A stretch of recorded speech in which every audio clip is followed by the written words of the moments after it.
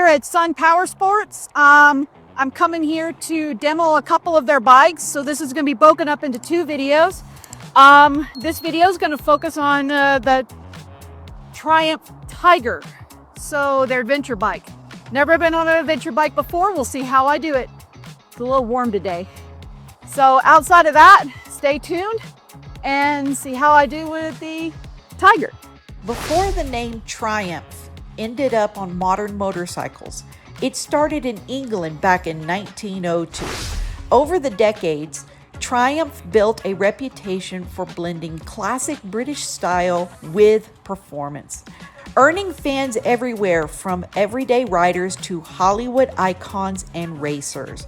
Today, the brand combines timeless design with modern engineering, producing everything from adventure bikes to high-performance sports machines.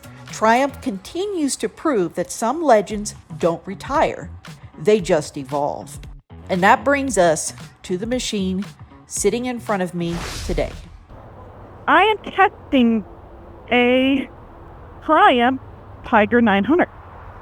This is supposed to be lighter than my current bike, but it'll be top heavy. And we'll see how I do. Is this one your bike? Tall, it's tall. I'm flat-footed. I am 5'10" and I'm flat. I'm being very, very, very careful with this because I am not used to this bike. Definitely different than what I'm used to. Oh, okay, shifting is nice and strong. I have never been on an adventure bike before, so this is the very first time I've been on an adventure bike. This is actually kind of comfortable, actually. Throttle is really sensitive, flat, not as sensitive. So, not a very forgiving bike, just so you know. It's comfortable though. I keep hitting the crash bars on this thing. So yeah, these controls are not as forgiving as the Indian Scout that I test rode, but you can adjust to this pretty quick. I'm 5'10", I was able to flat foot this bike, and I have a 32-inch inseam exactly. I'm starting to get comfortable with the control. It's actually quite easy to one foot stop this bike. In other words, when you stop, you only put 1 foot down. You can easily do that on this bike. It's not that difficult. I'm going to get on 25, the interstate. So we're going to experience what's like on the interstate. Bump, nice and smooth. Usually on those bumps, I usually have to stand. Ooh! I just rolled on the throttle, and that's got power. These bumps are not that bad, actually. But then again, this is meant for off-roading, which means it's meant for a fun bump. Now, this bike does have a quick shifter, but I'm not used to that, so that's something I'm not going to test because I'm not used to that. The balance is actually really good. Now, this bike does have a lot of power to it. This bike is definitely not a first-timer's bike. It is also not a second bike. I would probably say a third bike. This bike actually it'd be hard on my knees for long rides. It would be very smooth. My tailbone injury, because I'm sitting further forward, but I'm not having to reach forward like I am on the Indian Scout. This handlebar is actually quite comfortable for me. There's a little bit of a forward sit, but not too bad to get really comfortable, but this is a bike that I could easily get comfortable with, so. Ooh! Very, very, very nimble. That is more nimble than my bike. Ooh, this is fun. So swerving and getting yourself out of dangerous situations would not be very difficult to do. If you have dirt bike riding experience before you get your first motorcycle, then yeah, this could be your second bike without any difficulty. So this is actually kind of a nice ride.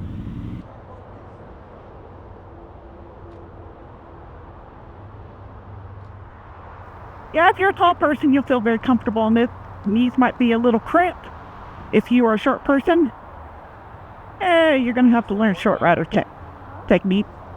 Other than that, you're good. Before I get into my thoughts on the Triumph Tiger, I want to make something clear.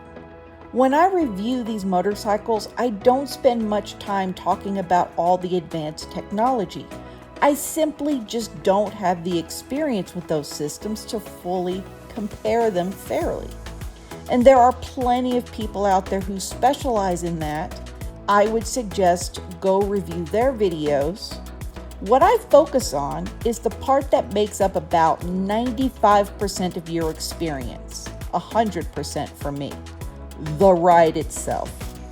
The seating position, the controls, the comfort, the engine feel, the handling, and all the things you notice every time you throw a leg over a bike.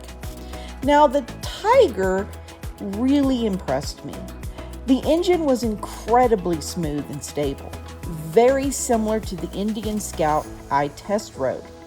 This is a tall motorcycle, but with my 32-inch inseam, I was able to flat foot both sides. I didn't have much extra reach since my knees were almost straight, but honestly, the balance is so good that 1 foot stops were easy, and I didn't see that being an issue.